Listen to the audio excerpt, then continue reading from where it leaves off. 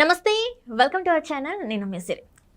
అంటే మనము ఒక ఇల్లు కొనాలా, అపార్ట్మెంట్ కొనాలా ఏంటి అని చాలామందికి డౌట్స్ అయితే ఉంటాయి. అంటే ఓపెన్ ప్లాట్స్ తీసుకుంటే మంచిదా, ఇండిపెండెంట్ హౌస్ తీసుకుంటే మంచిదా, లేకపోతే అపార్ట్మెంట్ తీసుకుంటే మంచిదా, అయితే దానికి ఎంత డబ్బులు కావాలి? మామూలుగా అయితే మన దగ్గర అంటే నార్మల్గా చూసుకుంటే 15 లక్షలు ఉంటాయి మన దగ్గర. ఒకవేళ 15 లక్షలే ఉంటే అపార్ట్మెంట్ తీసుకుంటే మంచిదా, లేకపోతే ల్యాండ్ తీసుకుంటే మంచిదా? సో ఏంటి? సో ఈ అంశాన్ని మనకి వివరించడానికి అంటే రియల్ ఎస్టేట్ రంగంలో తనకంటూ ఒక మంచి గుర్తింపు తెచ్చుకున్న ఒక ప్రముఖ రియల్టర్ సంజయ్ నాయక్ గారు మనతో పాటు ఉన్నారు. నమస్కారం. నమస్తే మేడం.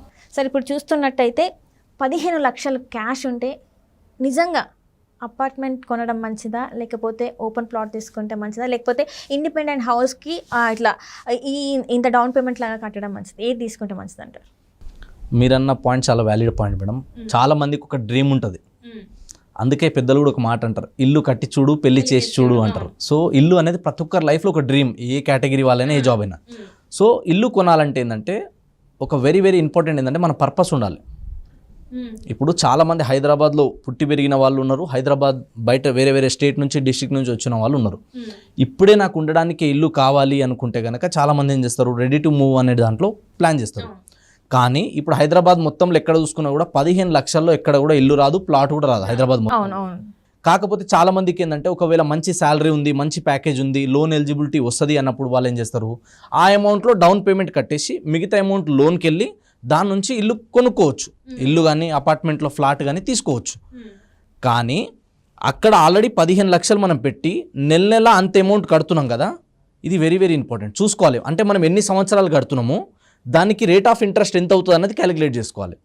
అండ్ ఎప్పుడు కూడా ఏంటంటే లోన్లో తీసుకున్న ఇల్లు, నాకు తెలిసినంత వరకు నా పర్సనల్ ఒపీనియన్ ఏంటంటే ఆ లోన్ మొత్తం క్లియర్ అయ్యేంత వరకు ఈ ఇల్లు నాది అనే సాటిస్ఫాక్షన్, ఆ ఫీలింగ్ ఉండదు. అవును, అది ఏదైనా కూడా ఒక వస్తువు తీసుకున్నా కూడా, ఫోన్ తీసుకున్నా కూడా ఈఎంఐ అయిపోయేంత వరకు ఒక టెన్షన్ ఉంటుంది. ఈఎంఐ అయిపోయాకనే ఈ ఫోన్ నాది అన్న ఫీలింగ్ వస్తుంది. మరి ఇల్లుకి అంత అమౌంట్ అవుతుంది కదా, ఇలా మరి 15 లక్షలే కట్టేసి మిగతాదంతా లోన్ ప్రాసెస్ అవ్వాలంటే ఎన్ని ఇయర్స్ పడుతుంది?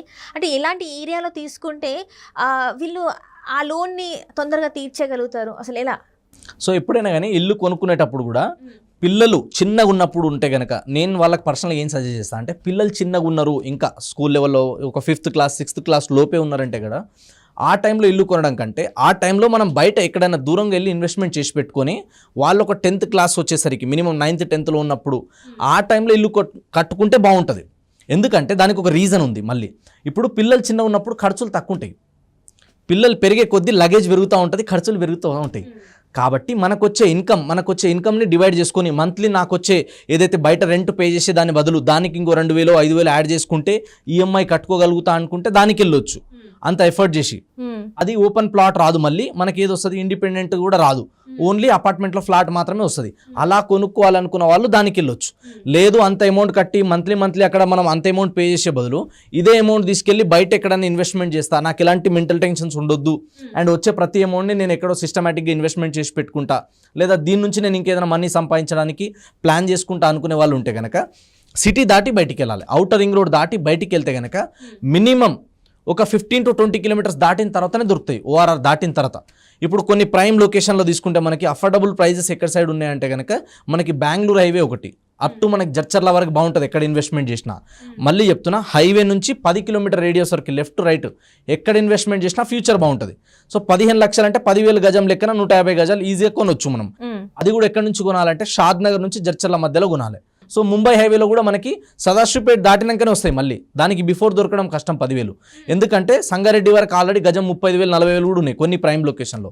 వెంచర్లలో హెచ్ఎండిఏ లేఅవుట్లో తీసుకుంటే ప్రైస్ ఎక్కువ ఉంటుంది, డిటీసీపీలో వెళ్ళాలన్నా కొంచెం తక్కువ ఉంటుంది, బట్ ఆ ఏరియాలో అయితే రేట్లు ఎక్కువనే ఉన్నాయి.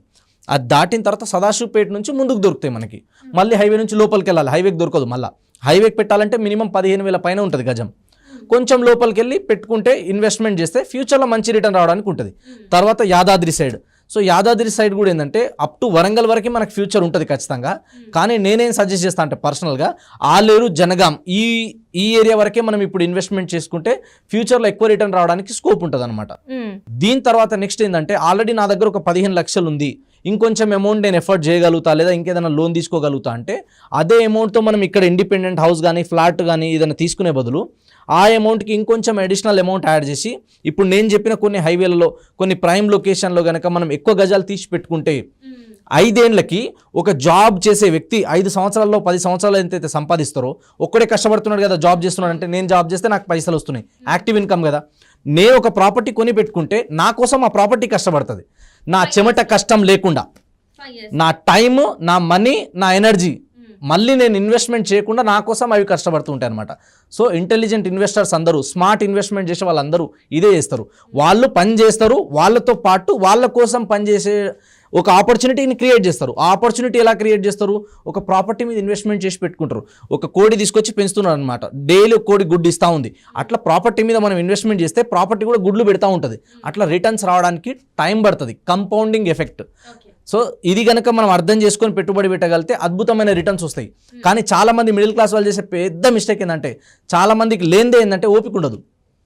ఇంటెలిజెంట్ ఇన్వెస్టర్స్, మళ్ళీ చెప్తున్నా, నేను చూసిన ఒక గొప్ప ఇన్వెస్టర్లు ఎవరు అంటే వారన్ బఫెట్ గారు. ఆయన ఏమంటారంటే, ఎప్పుడైనా సరే లాంగ్ టర్మ్ ఇన్వెస్ట్మెంట్కి ఎక్కువ ప్లాన్ చేయాలంటారు అనమాట. ఎక్కువ టైం వెయిట్ చేస్తేనే కంపౌండింగ్ ఇంట్రెస్ట్ కానీ ఏదైనా చూసుకోండి మీరు, రాత్రి వడ్డీలు ఎప్పుడన్నా డబుల్ ట్రిపుల్ అయిపోతాయా? టైం పడుతుంది ఏదైనా సరే.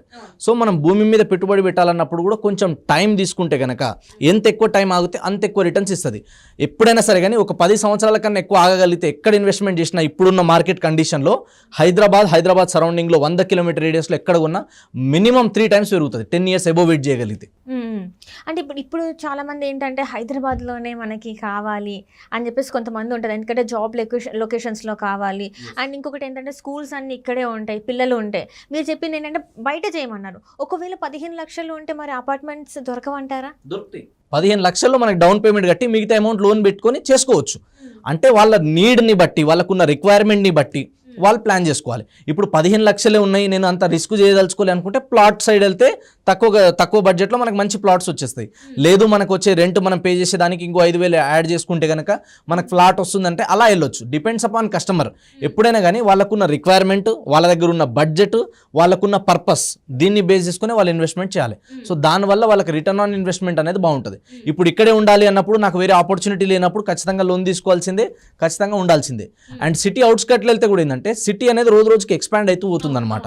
సో నేను చాలాసార్లు చెప్తా, రియల్ ఎస్టేట్లో నాకు నచ్చిన బాగా ఒక మంచి కొటేషన్ ఏంటంటే, ఎక్కడైతే సిటీ ఎండ్ అవుతుందో అక్కడ నుంచి ఇన్వెస్ట్మెంట్ చేయడం స్టార్ట్ చేయాలి. నా గురువు నాకు నేర్పించింది ఏంటంటే, రియల్ ఎస్టేట్లోకి వచ్చిన తర్వాత ఎక్కడైతే లైట్లు ఎండ్ అవుతున్నాయో అక్కడ నుంచి ఇన్వెస్ట్మెంట్ చేయడం మొదలు పెట్టాలన్నారు. ఎందుకంటే లైట్లు అక్కడ ఎండ్ అవుతున్నాయంటే నెక్స్ట్ లైట్ అక్కడ స్టార్ట్ అవుతుంది. సో అలాగే ఇంకొక పాయింట్ ఏంటంటే, ఎక్కడైతే మనం ఇన్వెస్ట్మెంట్ చేస్తున్నామో కనీసం అక్కడ నుంచి చూస్తే లైట్లు కనిపించాలి మనకి, దూరంగానైనా సరే. సో సిటీ ఎక్స్పాండ్ అవ్వడానికి ఛాన్సెస్ ఉంటాయి. సో దానివల్ల మనం ఇన్వెస్ట్మెంట్ చేసేటప్పుడు దీన్ని దృష్టిలో పెట్టుకొని ఇన్వెస్ట్మెంట్ చేస్తే ఫ్యూచర్లో మంచి రిటర్న్ రావడానికి ఎక్కువ ఛాన్సెస్ ఉంటాయి. Right sir, right. Thank you so much sir. అంటే 15 lakhs ఉంటే ఎలా ఇన్వెస్ట్ చేయాలి, దేని మీద ఇన్వెస్ట్ చేయాలని